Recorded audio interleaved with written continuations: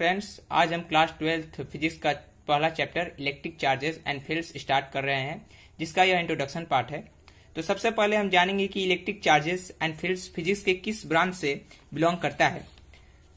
Electromagnetism physics का वह branch है जिसमें कि इलेक्ट्रोमैग्नेटिक फोर्स के बारे में स्टडी किया जाता है।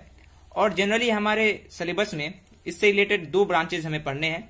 पहला है इलेक्ट्रोस्टैटिक्स, जिसमें इलेक्ट्रो का मतलब है इलेक्ट्रिक चार्जेस एंड स्टैटिक्स का मतलब है रेस्ट।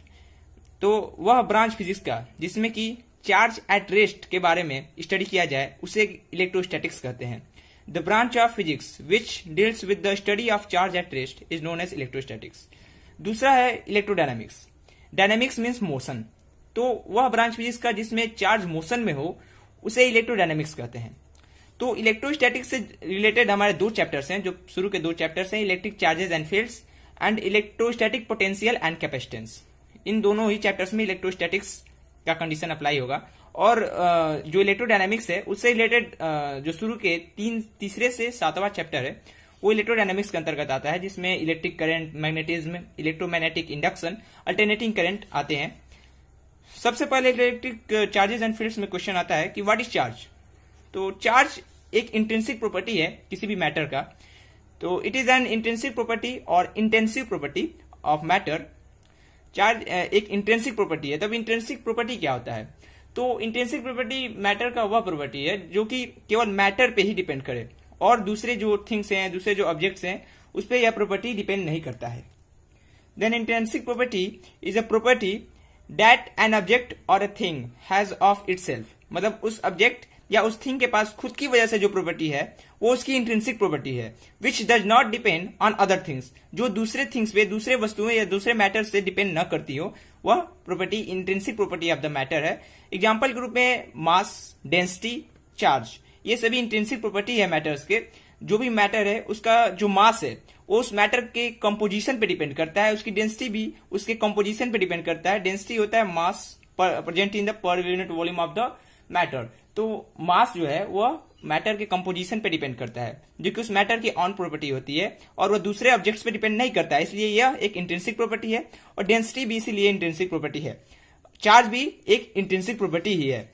अब चार्ज की यदि हम बात करें तो चार्ज में चार्ज का सिंबल क्या होता है? तो चार्ज का जो सिंबल है वो क्यू होता है। हम चार्ज को क्यू से डिनोट करते हैं। कहीं भी हम यदि चार्ज डिनोट करना हो कि चार्ज यदि 2 कॉलम है तो हम चार्ज को किस सिंबल से डिनोट करें? तो हम कहेंगे Q equal to 2 column. Charge को हम Q से डिनोट करते हैं। इसका SI यूनिट होता है कोलम्ब।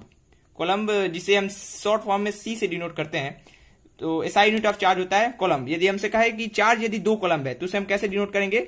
तो चार्ज को हम Q से डिनोट करेंगे and Q equal to 2 column, where column says the SI unit of the charge and Q is the symbol of the charge। अब चार्ज एक स्केलर क्वांटिटी है जिसके पास केवल मैग्नीट्यूड होता है, कोई डायरेक्शन नहीं होता है। अब चार्ज के कितने टाइप्स होते हैं? तो दो तरह के चार्जेस पाए जाते हैं, positive charge and negative charge. पहला पॉजिटिव चार्ज और दूसरा निगेटिव चार्ज। पॉजिटिव चार्ज वह चार्ज जिसमें पॉजिटिव साइन लगा हो वो हमारे पॉजिटिव चार्ज हो गए, और वे चार्जेस जिनमें निगेटिव साइन लगे हो वो हमारे निगेटिव चार्जेस हो गए। जैसे कि यदि गिवन हो प्लस 2.5 कॉलम, तो प्लस 2.5 कॉलम का यदि हमारे पास चार्ज है तो वह एक पॉजिटिव चार्ज हुआ क्योंकि यहाँ पे प्लस का साइन लगा है। या फिर यह केवल 2.5 कॉलम का भी चार्ज का है तो भी यह हमारा एक पॉजिटिव चार्ज होगा क्योंकि यहाँ पे कोई साइन नहीं है। कोई साइन नहीं है मतलब कि यहाँ पे एक पॉजिटिव साइन है जो कि हम हिडन होता है हमारा। और अगला है निगेटिव चार्ज। तो निगेटिव चार्ज जैसे कि Q इक्वल टू -4.5 कॉलम, तो -4.5 कॉलम में माइनस का जो साइन है वो निगेटिव चार्ज को शो करता है। अब यहाँ पे दो ऐसी चीजें हैं जिन्हें की नोट करने की जरूरत है। पहला, charge and mass both are fundamental properties of matter. Mean जो भी चार्ज है और मास है वो दोनों ही मैटर के फंडामेंटल प्रॉपर्टीज हैं जो कि मैटर के साथ ही आते हैं, मैटर पे ही केवल वो डिपेंड करते हैं। और दूसरा है कि charge always comes with mass but not necessary mass comes with charge. Means यदि किसी बॉडी के पास चार्ज है तो यह जरूरी है कि उसके पास मास भी होगा, लेकिन यदि किसी बॉडी के पास मास है तो यह जरूरी नहीं है कि उसके पास चार्ज प्रेजेंट हो। फॉर एग्जाम्पल, यदि कोई एक बॉडी है जिसका मास 2 kg का है और उसके पास यदि हम नेट चार्ज देखें तो यदि उसके पास नेट चार्ज 1 कॉलम का है तो बॉडी जिसके पास चार्ज है 1 कॉलम का नेट, लेकिन उसके पास क्या है? मास भी है 2 kg का। लेकिन ये जरूरी नहीं है कि उस बॉडी के पास जिसके पास 2 kg का मास हो उसके पास नेट चार्ज 1 कूलम प्रेजेंट हो सकता है कि उस बॉडी के पास नेट कोई भी चार्ज ना हो, सारे पॉजिटिव और निगेटिव चार्जेस उसके कैंसल्ड आउट हो जाए और उसके पास कोई चार्जेस ना प्रेजेंट हो नेट चार्ज के रूप में। तो इसलिए हम कहेंगे कि बॉडी के पास मास तो है लेकिन उसके पास चार्ज नहीं है। डिफरेंस बिटवीन चार्ज एंड मास।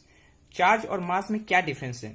जो इससे पहले हमने नोट देखा कि दोनों ही फंडामेंटल प्रॉपर्टीज है मैटर की, तो ये उनके बीच सिमिलरिटी थी कि चार्ज और मास दोनों ही फंडामेंटल प्रॉपर्टीज है मैटर की। बट इनके बीच अब डिफरेंस क्या है?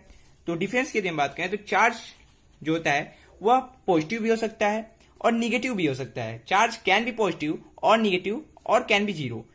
नेट चार्ज जीरो भी हो सकता है, लेकिन मास की यदि हम बात करें तो मास जो होता है वो हमेशा पॉजिटिव होता है या तो जीरो हो सकता है। Mass can never be negative. Mass कभी भी निगेटिव हो नहीं सकता। तो ये एक इनके बीच का बेसिक डिफरेंस है चार्ज और मास के बीच का। और अगला डिफरेंस है कि it is independent of speed. Charge जो होता है वो स्पीड ऑफ द मैटर पे डिपेंड नहीं करता है। जो भी ऑब्जेक्ट है उस ऑब्जेक्ट की क्या स्पीड है उस पे चार्ज डिपेंड नहीं करता है, लेकिन मास जो होता है वह मैटर की या ऑब्जेक्ट की स्पीड पे डिपेंड करता है। क्योंकि जो आइंस्टीन का एक थ्योरी है उसमें यह गिवन है कि जो मास होता है accurate mass m of a body is equal to m naught, where m naught is the rest mass of the body, m naught upon root over 1 minus v square by c square। m यहाँ पे accurate मास है body का जो कि उसके moving state में उसके पास present है। m naught उसका रेस्ट मास है बॉडी का। v स्पीड ऑफ ऑब्जेक्ट है, जिस स्पीड से वह बॉडी मूव कर रहा है वो स्पीड उसका v है। और c स्पीड ऑफ लाइट है इन वैक्यूम। तो इस रिलेशन से पता चलता है कि यदि बॉडी के पास कुछ स्पीड हो तो उसका जो मास है, उसका जो एक्यूरेट मास है वह भी वेरी करता जाएगा स्पीड के साथ साथ। लेकिन डेली लाइफ में क्या होता है कि जो स्पीड होता है बॉडी का वो काफी स्लो होता है as compare to the speed of light. इसी वजह से यह जो मास होता है accurate mass of the body वह उतना ज्यादा वेरी नहीं कर पाता है और रेस्ट मास के अप्रॉक्सी वह रह जाता है। लेकिन यह भी एक बेसिक डिफरेंस है चार्ज और मास में कि चार्ज जो है वह स्पीड ऑफ द बॉडी पे डिपेंड नहीं करता है, लेकिन मास स्पीड ऑफ द बॉडी पे डिपेंड करता है। अगला है टॉपिक हमारा कंजर्वेशन ऑफ चार्ज। तो इसमें कुछ पॉइंट्स हैं कंजर्वेशन ऑफ चार्ज में। पहला पॉइंट है कि charge can neither be created nor be destroyed but can only be transferred. Means charge जो है वो ना ही क्रिएट किया जा सकता है और ना ही डिस्ट्रॉय किया जा सकता है, लेकिन इसे हम ट्रांसफर कर सकते हैं एक बॉडी से दूसरे बॉडी में। जैसे कि हमारे पास कोई भी यदि चार्ज है, यदि 2 कूलम का किसी भी ऑब्जेक्ट के पास चार्ज है तो उसे आप डिस्ट्रॉय नहीं कर सकते हो, उसे आप उस बॉडी से दूसरे बॉडी में जरूर ट्रांसफर कर सकते हो बाय कंडक्शन। आप उसको दूसरे बॉडी में ट्रांसफर करके वहां पे नेट चार्ज जीरो कर सकते हो, लेकिन वह डिस्ट्रॉय नहीं कहलाएगा, वह ट्रांसफर कहलाएगा। इसलिए चार्ज ट्रांसफर हो सकता है। यदि किसी बॉडी पे नेट चार्ज जीरो है तो आप वहां पे चार्ज क्रिएट भी नहीं कर सकते हो। भले ही आप वहां पे चार्ज ला सको बाय फ्रिक्शन और बाय इंडक्शन और बाय कंडक्शन, वहां पे आप चार्ज ला सकते हो, लेकिन वह चार्ज जो उस बॉडी पे आया है वह एक दूसरे ऑब्जेक्ट के कारण आया है, इसलिए वहां पे भी चार्ज का ट्रांसफर हो रहा है। चार्ज वहां भी क्रिएट नहीं किया जा रहा है। तो इसलिए हम चार्ज को ना ही क्रिएट कर सकते हैं और ना ही डिस्ट्रॉय कर सकते हैं, लेकिन इसको हम एक फॉर्म से दूसरे बॉडी में ट्रांसफर इसको हम कर सकते हैं। दूसरा पॉइंट है कि the charge of an isolated system is constant. Means यदि हम एक आइसोलेटेड सिस्टम लेते हैं, जैसे एक हमने बॉक्स लिया, उसके अंदर एक हमने कोई ऑब्जेक्ट रख दिया, तो वह एक आइसोलेटेड सिस्टम हो गया जिसमें कि जो चार्ज है उस ऑब्जेक्ट का वो हमेशा कांस्टेंट रहेगा, वो टाइम के साथ वेरी नहीं करेगा। यदि हम 2 सेकंड पे उस पे 2 कूलम का चार्ज है तो अगले 2 मिनट के बाद भी आप देखोगे तो वहां पे 2 कूलम का ही चार्ज होगा।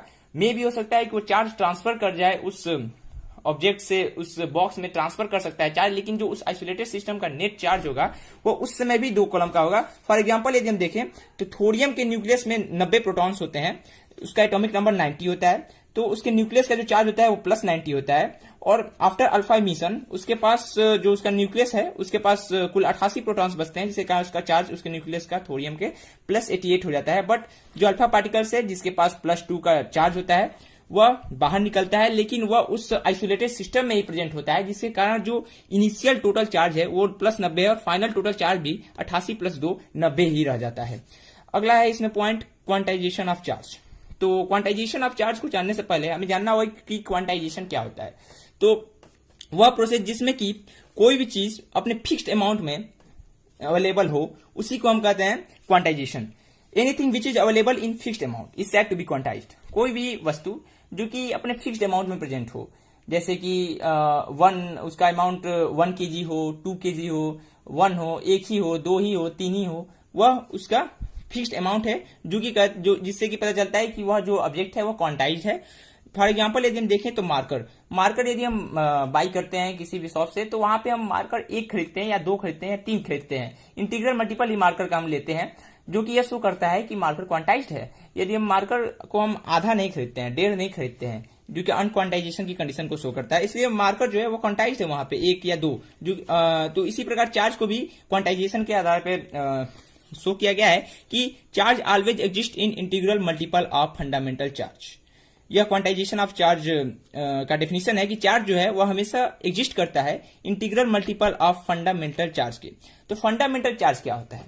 तो जो स्मॉलेस्ट चार्ज होता है यूनिवर्स का, जो कि है चार्ज ऑन 1 इलेक्ट्रॉन, वह स्मॉलेस्ट चार्ज ऑफ यूनिवर्स जो कि है चार्ज ऑन 1 इलेक्ट्रॉन, उसी को फंडामेंटल चार्ज कहा जाता है।